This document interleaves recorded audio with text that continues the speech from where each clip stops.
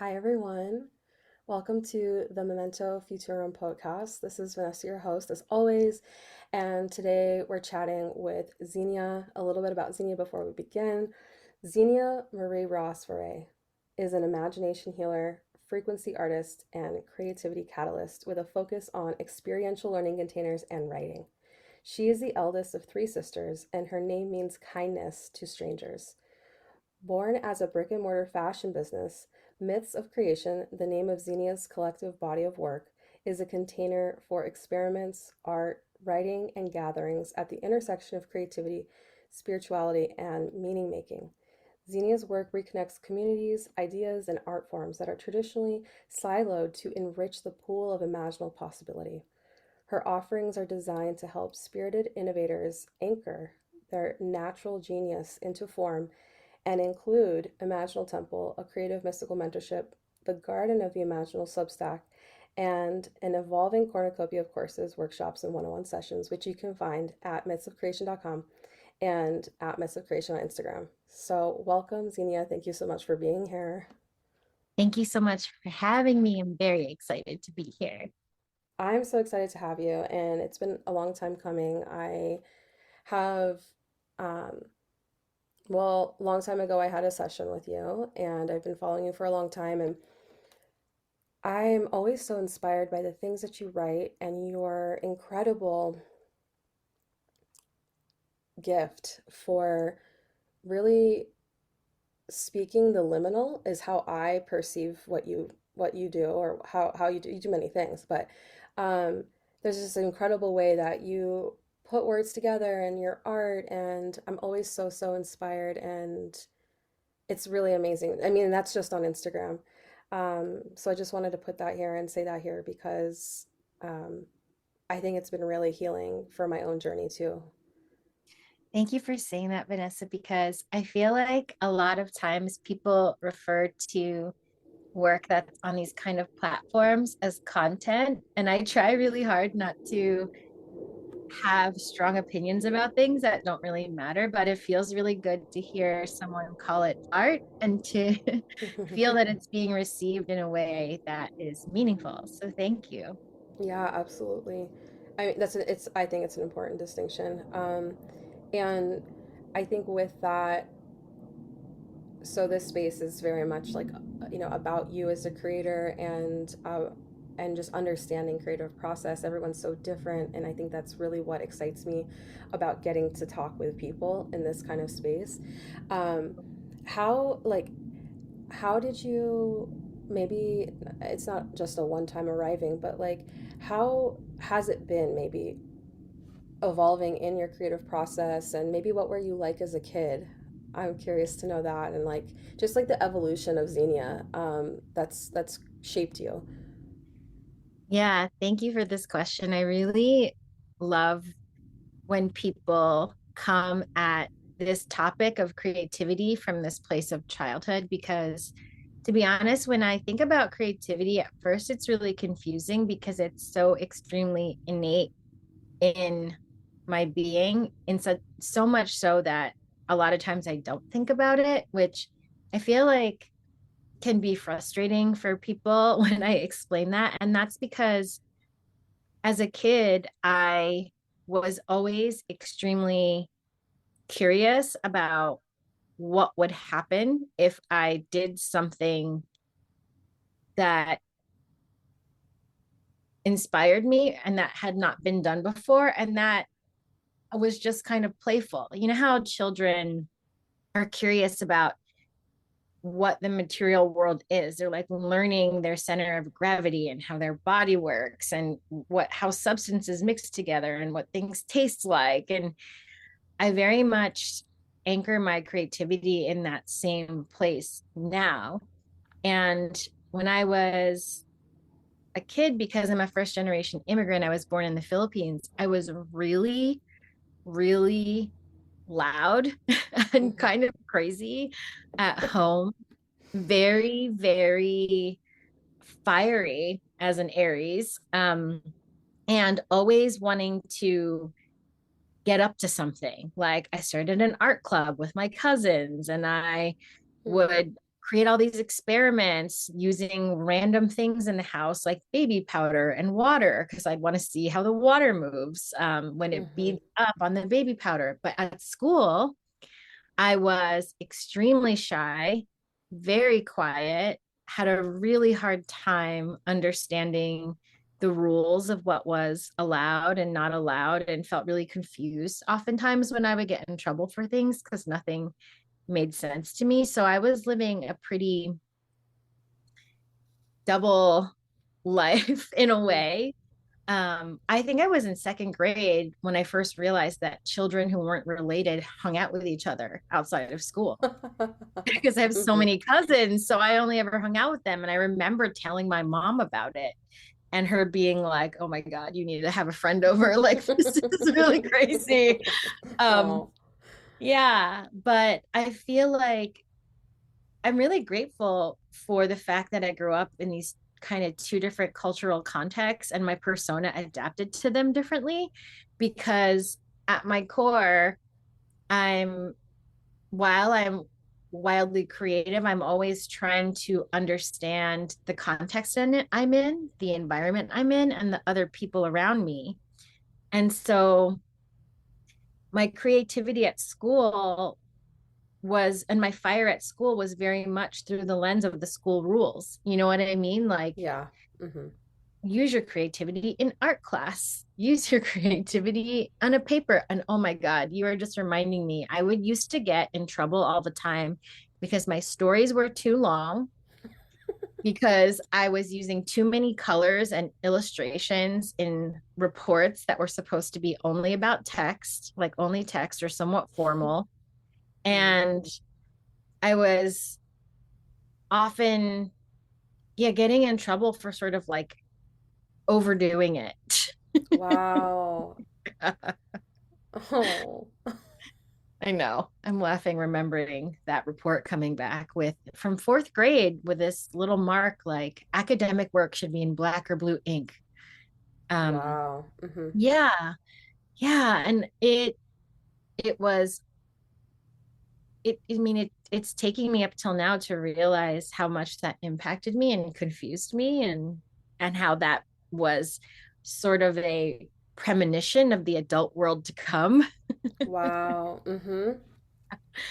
Um, so I always loved just seeing what would happen. I'd always been someone that had a lot of ideas, like what happens when we mix this thing with that thing. But I got really, really obsessed with academic ambition in my, I would say, from middle school upwards, because like many parents, mine really wanted me to do the kinds of jobs that would make me very official. There's this thing in the Philippines and probably other places where you sort of invest in a kid who you think is going to go really far. Um, Mm-hmm. yeah. And I did feel that pressure to work up to my intellectual potential that stayed with me for a pretty long time. And the creative in me was pretty sidelined for a while. But I would say that, to kind of fast forward, when I was in college, I was going to school for English. And in the first semester, I quit because I didn't understand what memorizing what other people said about other people's writing was ever going to make me a more creative or a better writer. So I Mm-hmm. left. Mm-hmm. And that was kind of when I started to realize that I was going to have to figure out the format and how to manifest this idea of creativity on my own in a Wow. way. Mm-hmm. Yeah. I feel like you brought up so many amazing points that really, really resonate with me and are just like resounding through my being, like the blue and the black ink, and then like and memorization just in general. Those are two things that I also remember like always being kind of funny to me. And Mhm. memorization being just across the board being very strange. Like, I mean, there are times and places, but for me, it was like in terms of of music, like just being able to demonstrate my skill because I was trained as a classical pianist, and it just like I could Wow. never like get the piece of music the way that I wanted it to be because I had to follow like the music the way that it was. Wow. And use the fingers that they told me to use, and so it reminded me of that part of my life. And then it's such a like so like we have to talk about the ink though because it's to me like it's shocking me that it's something that like I remember thinking that as a kid like oh it's funny I can't use purple. I would love to use purple. Mm, And I'm like, well, it's kind of like blue and black. Like maybe that was like myself trying to fit in or something. But I think, also fourth or fifth grade. And it's, it's almost shocking me now that you're bringing it up because I haven't thought about this in a long time. But it's mm. like the types of parameters and rules that are placed on children to prepare them for the quote unquote real world. Yeah, Um, and it's interesting just like how small or simple it could seemingly be, but then also how stifling. absolutely. Yeah, because you learn from your culture what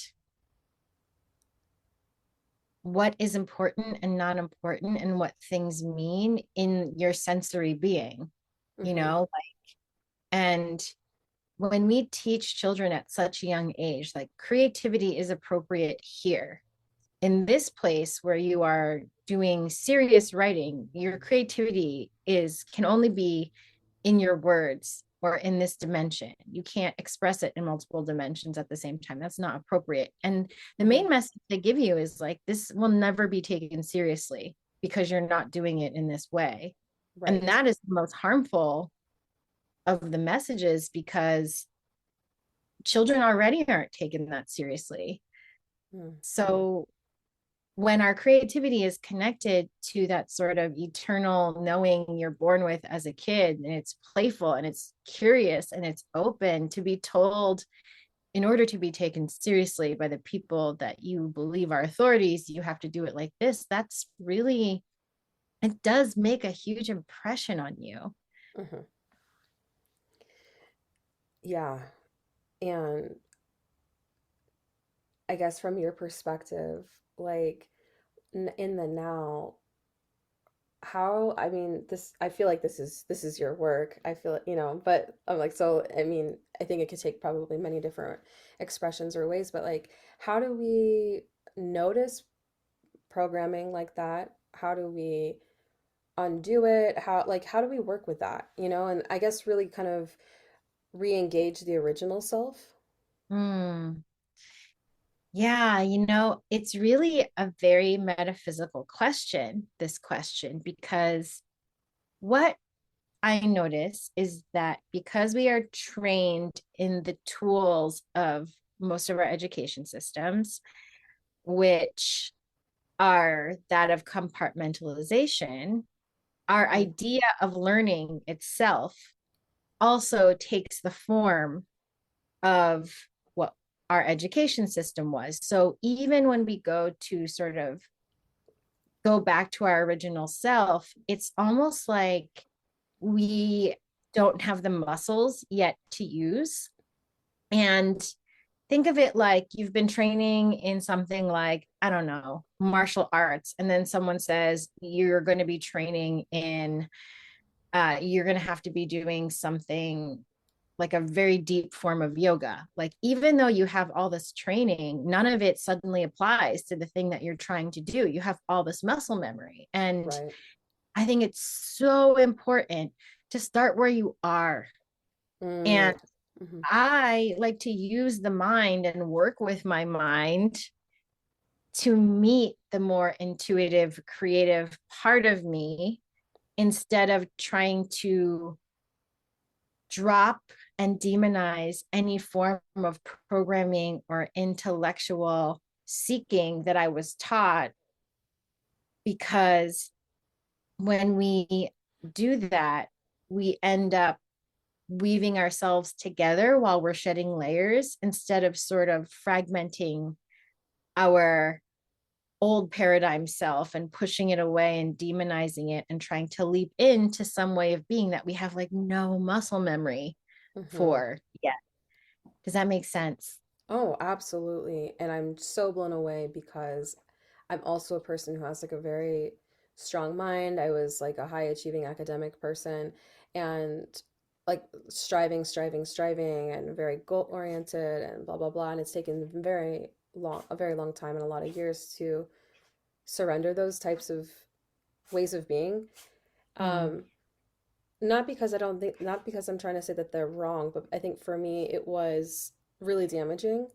for the super, super creative, like intuitive person that I am, and Mm. really the space that I thrive in and that I like to be in. Um, so in astrology land, it's like I call it it's the Aquarius Capricorn stellium. So there's there's that. Um, but like I loved what you said, like we're not demonizing the mind. So like understanding if you're a person that has a strong mind and you can really work with that, um, leaning into it. I really love that because then I think in a lot of spiritual ideologies too, I think a messaging is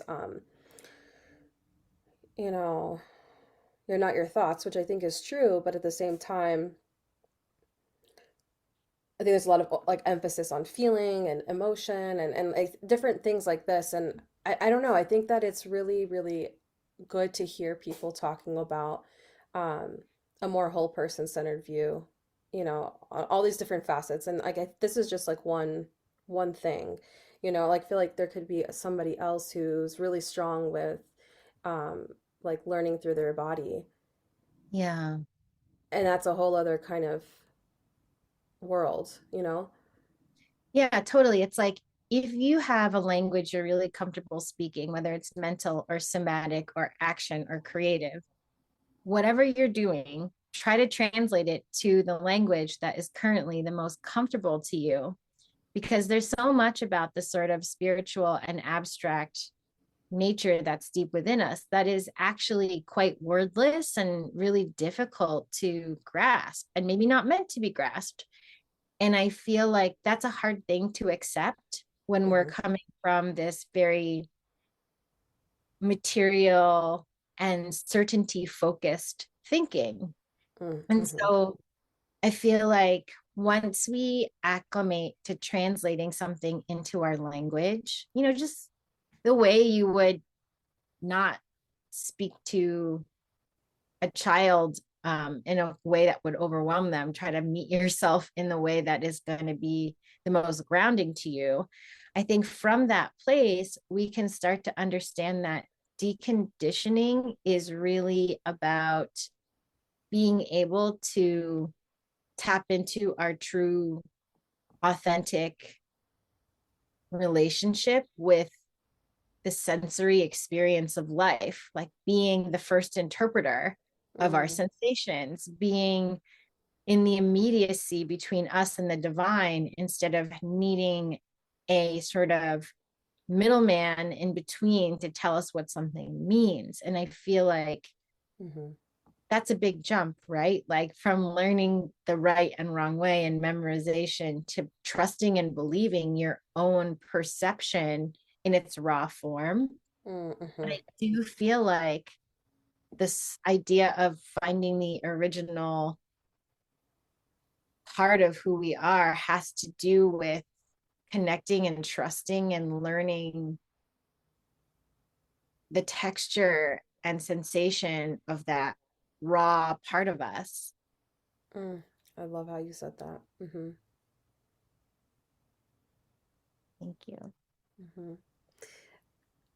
So on your journey, for like the language that you're speaking now, and like I'm just like really dropping in with like the quality of your voice and your word choice. I'm just like, wow, like you're speaking my language at least. Like I'm understanding you, and I'm like, yes. Um, but were there maybe identifiable moments on the journey that helps kind of open this language that you're speaking, or um, like kind of tease apart different aspects of self, Like, Mm. I'm curious what those parts of your journey might have looked like personally. Ooh, I love this question because what you're reminding me is actually one of the ways that I think we can jump into the spiritual through the intellect is to learn about esoteric and symbolic systems that are very metaphorical and very archetypal. So they give us our mind a little bit of a shape to hold, Mm, but they are still never going to give you a complete answer as to what to do and or who to be. For example, astrology or human design or, you know, any other form of sort of spiritual mystic systems thinking. mm-hmm, And that was a big part of my life. Like I was really shocked when I was cleaning my space maybe like 5 years ago to find that when I was in my 20s, I had like written all these things down about my astrology and printed all these things out. I had no memory of doing that. But part of what happens, I think, when we connect to these wisdom systems is that they start to give us a context of who we are that is much broader than, say, the professional cultural landscape that you were taught was going to tell you who you are, or mm-hmm, what the economic value system is going to tell you who you are. And when you start to feel the energy of these systems and their broadness and their ancientness, it sort of changes you as you're learning it. It starts to transform your energy, it starts to transform your perception. And what's really cool about it is, well, two things. One thing is, I always say, I love human design and astrology when we're not getting super attached to those modalities in a literal way, because they essentially teach us tolerance. They say, these are the ingredients in your recipe. They're different than the person next to you. And there's room for all of you. You all have different roles and jobs. But the other reason I love these sort of esoteric systems is because as you start to notice the patterns really working and making sense and the math really tracking or the information feeling really true, it opens you up to this question like, well, why does this work? Why would my birth time mm-hmm, give me any information about what kind of experience I'm going to have as a human being? And then that opens you up to this place where mystery meets like lived experience and logic. And for me, teasing out that question over many, many years is how I opened up my own innate language. Like I follow my curiosity. And a lot of the times, my writing process is having a question and answering my own question in my own head and hearing the answer and then writing it down and sharing it with people. But wow. the ongoing process of doing that helps you develop some kind of creative language that, makes sense to you and then will surprisingly sometimes make sense to other people too. Mm-hmm, mm-hmm. Okay, so can you, just for me in this moment, I know I can listen back to this later, but but I'm just like, wow, wow, wow. The question that you asked yourself, how did you put that as far as like it sounded like the intersections between like wisdom systems and lived experience, and then I feel like you said a question. I think the question is, from your logical perspective, if astrology works or human design works, what is the mechanism in the sky, in matter, in the nature of information or consciousness that make sense, that makes it work?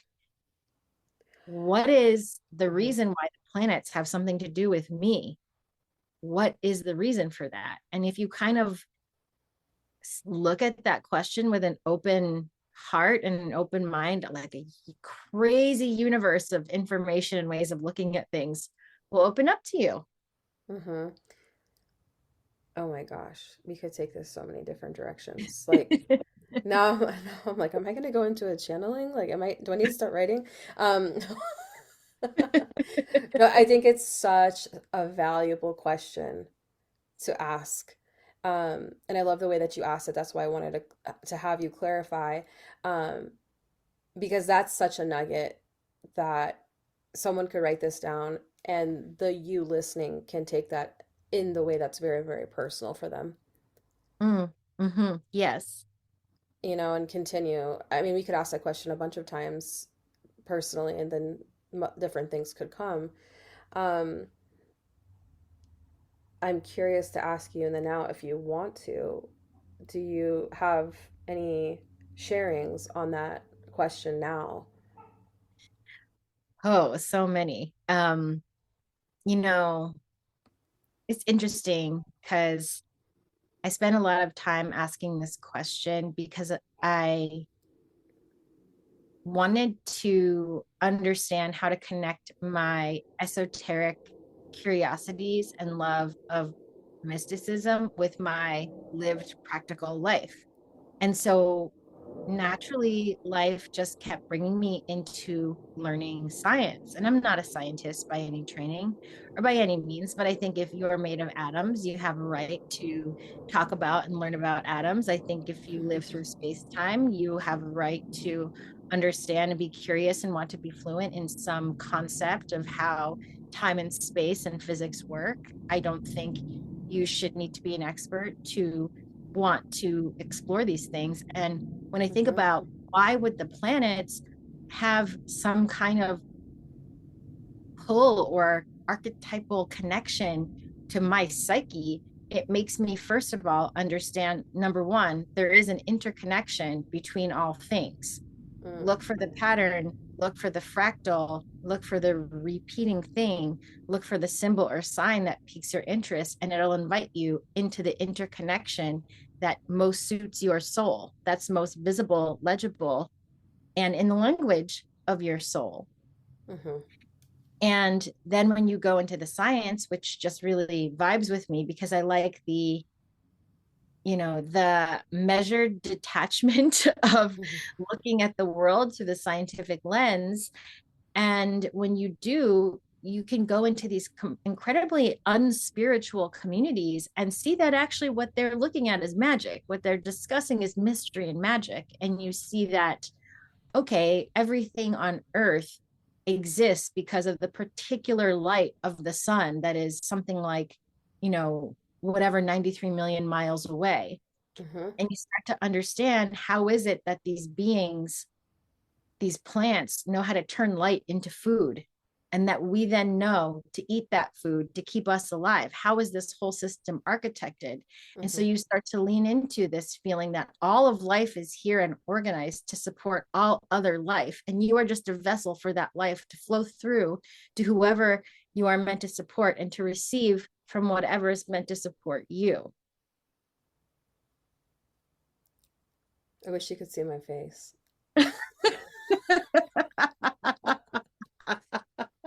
Hold on, hold on. I have to go find my jaw. I don't even think it's on the floor. It's just somewhere else.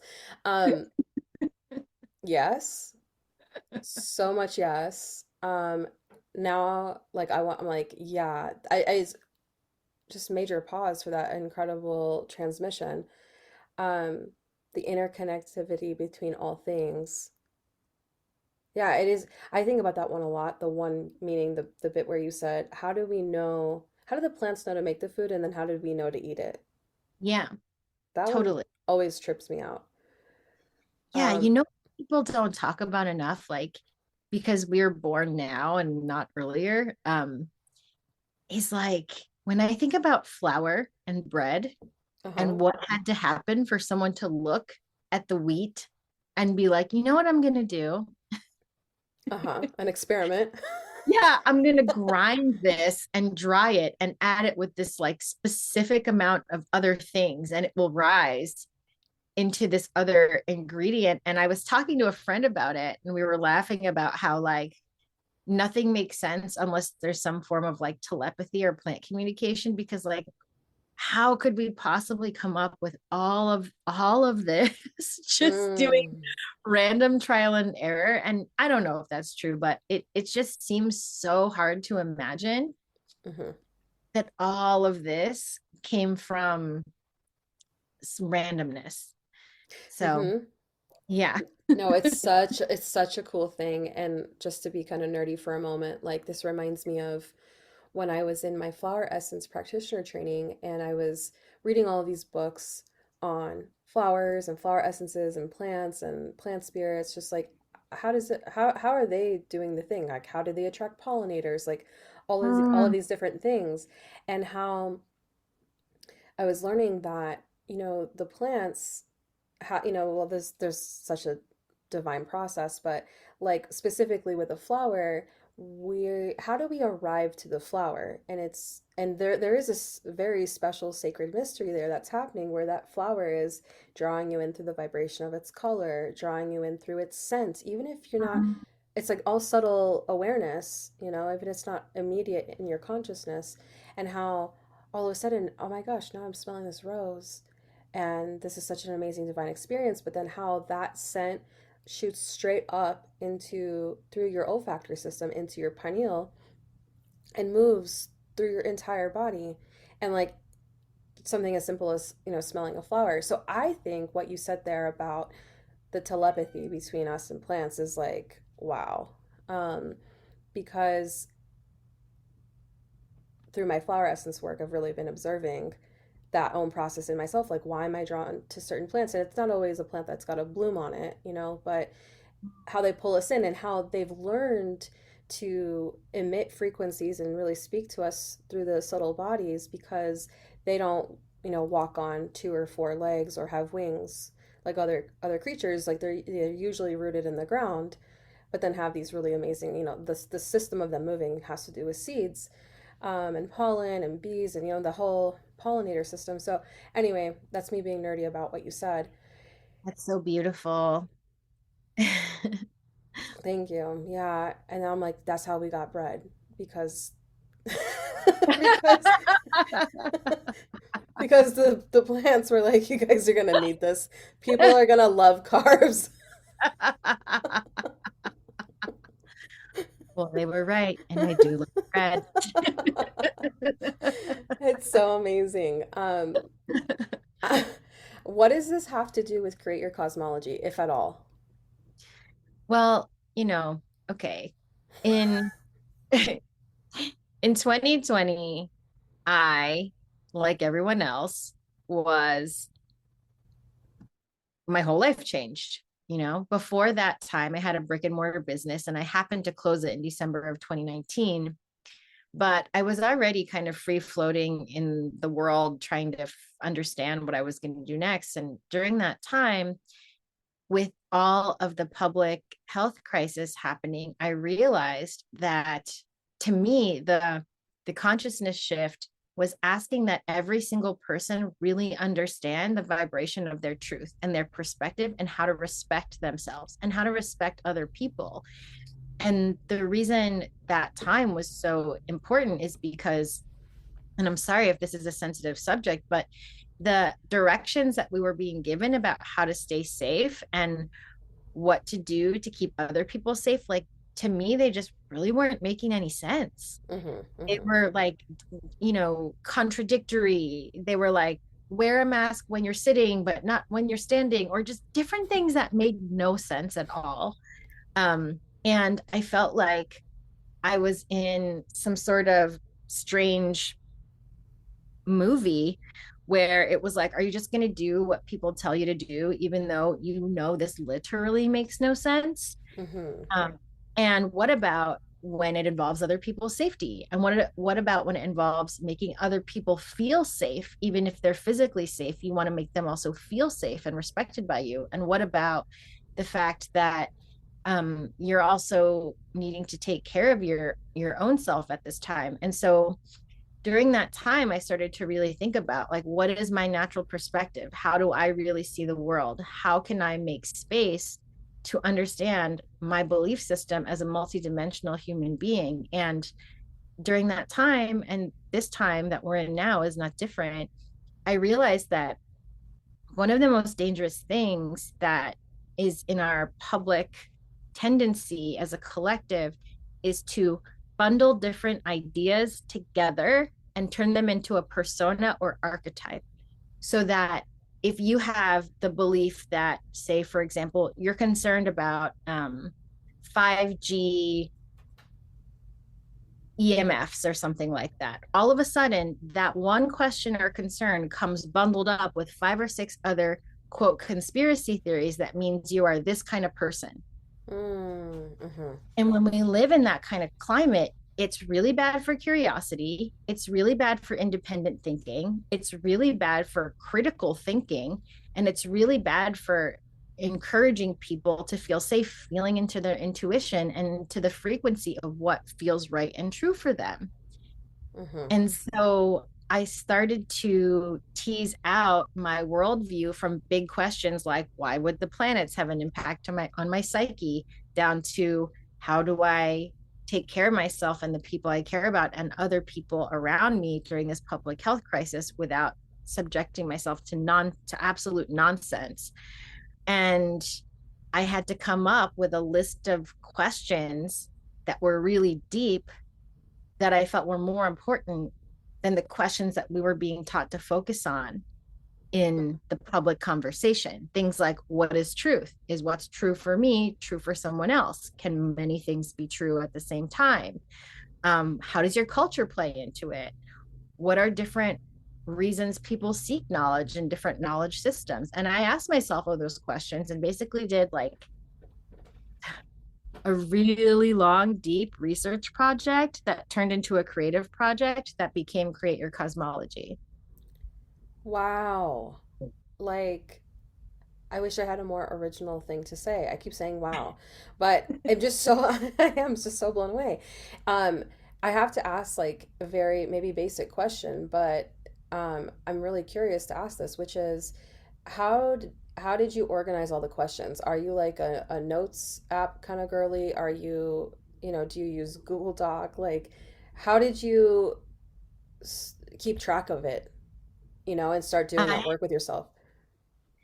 I am a really chaotic person creatively. So I was like, had this Notion database that I thought I was going to be really able to keep up and track every article and every question. But I also have my most honest and true ideas when I'm doing dishes or taking walks or my physical body is doing something. So my mind feels like it can just do whatever it wants. Hmm. And so I had these ideas everywhere. And then because they were so big, I had to get out physical pieces of paper to write things down and draw circles and connect this thing to that thing. So I kind of had to gather all that stuff into a place as best I could when I started actually creating the course, because it was like I was living inside of it, so it couldn't be that organized. Do you know what I mean? Yeah. Oh, I 5,000% get that in my own way.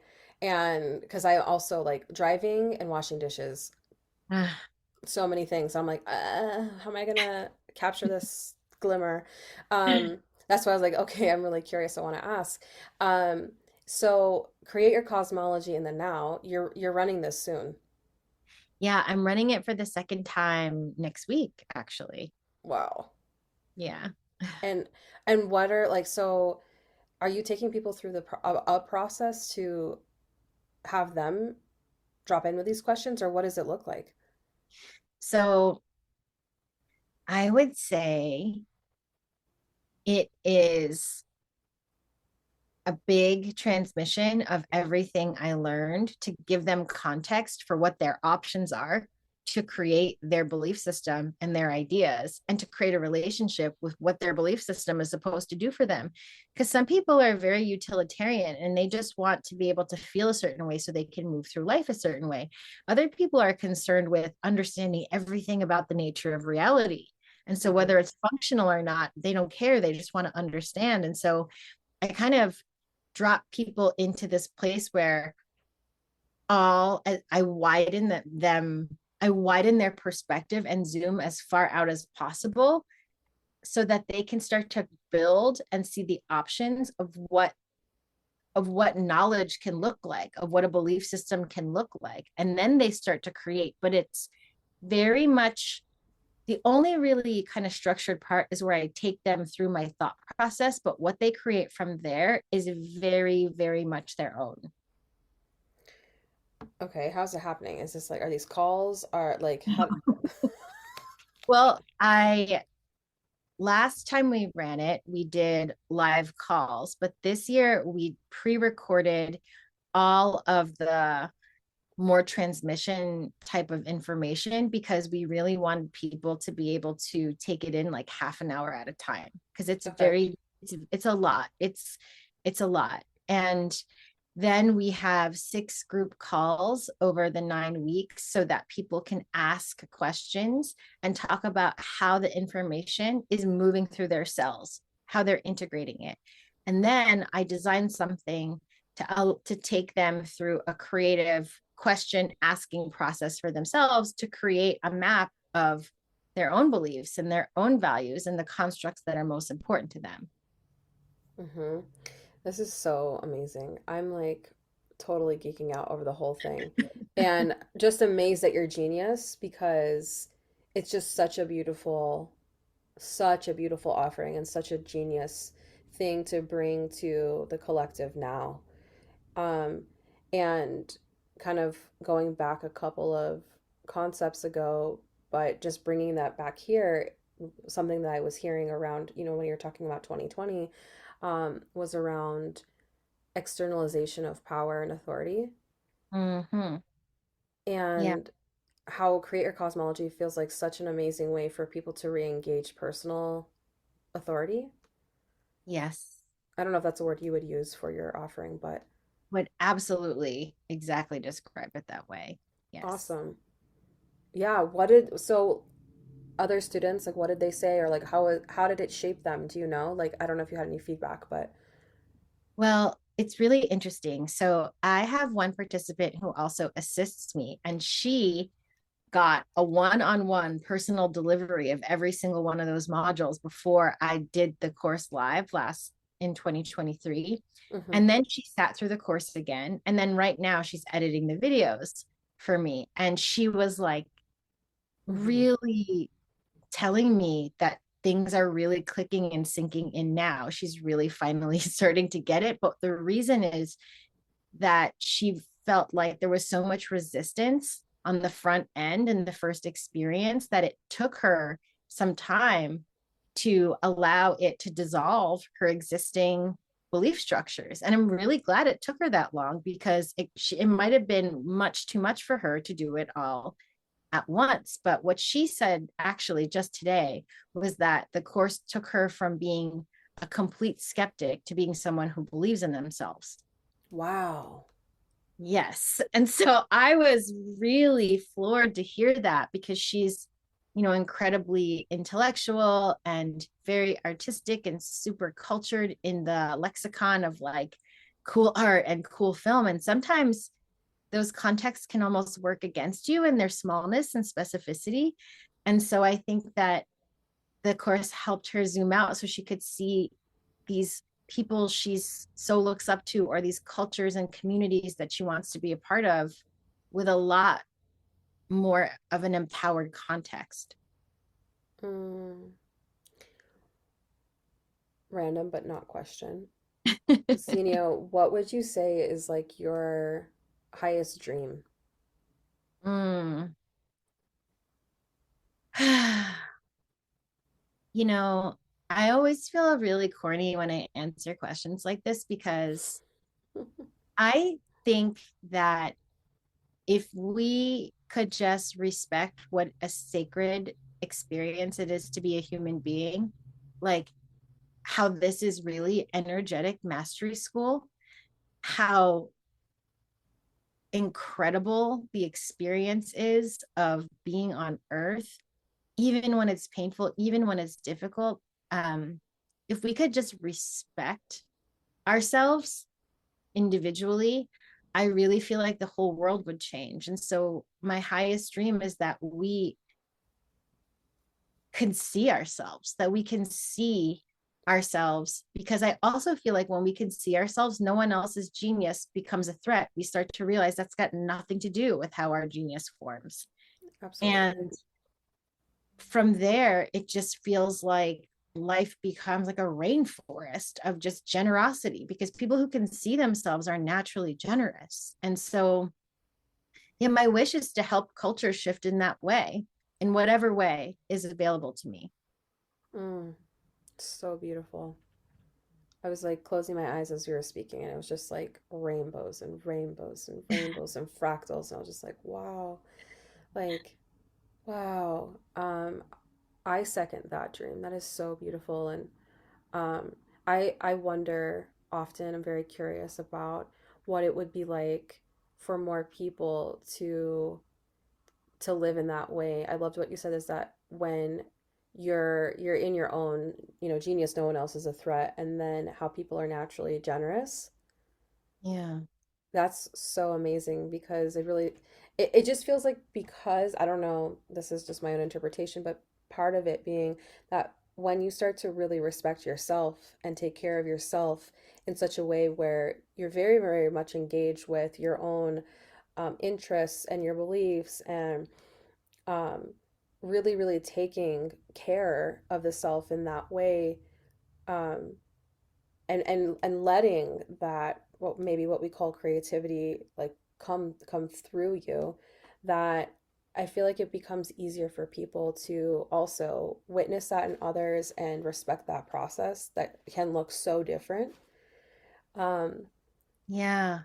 where that Totally. kind of, so yes, I guess maybe my thing is like that level of self-care becomes community care, Yes.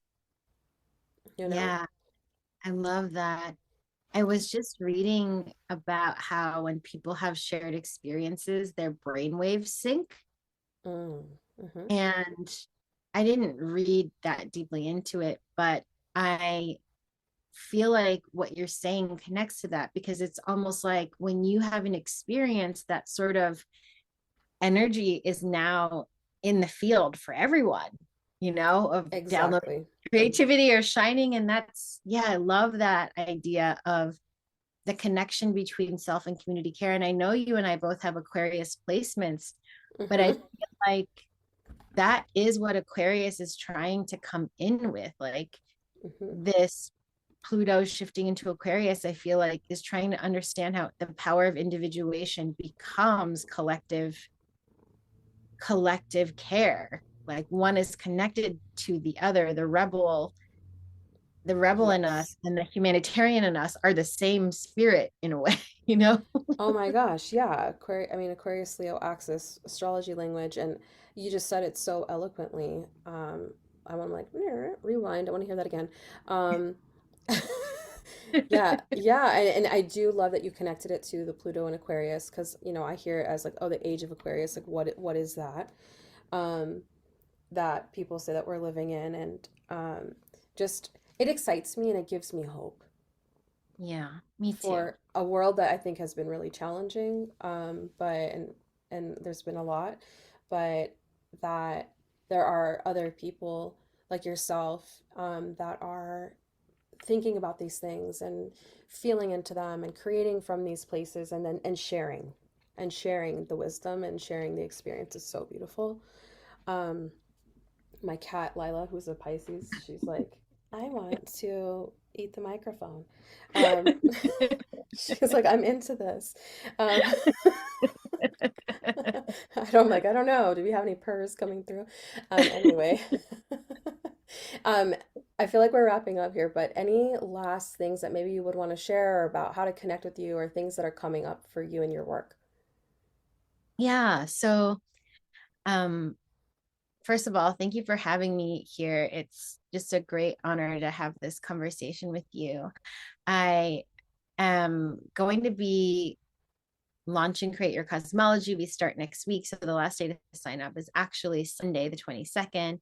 And I also am going to be experimenting a lot with new workshops and new formats. So you can find out all about that if you sign up for my newsletter, which you can find at my website, mythsofcreation.com. And I'm also very active on Instagram, and my handle is the same, Myths of Creation. And I have a lot of surprises up my sleeve for 2025. So you'll want to stay tuned in those channels to hear about some other new experimental offerings coming down the road. Bless. I'm so excited for all of it. Xenia, it's been such a pleasure, such an honor. And I can't wait to listen back to this episode and for others to hear it. Like your voice, your wisdom, your light is so needed in this world. I'm so so thankful. So thank you. Thank you so much. Thank you. Yeah. Bye everybody and thank you so much for listening. Bye.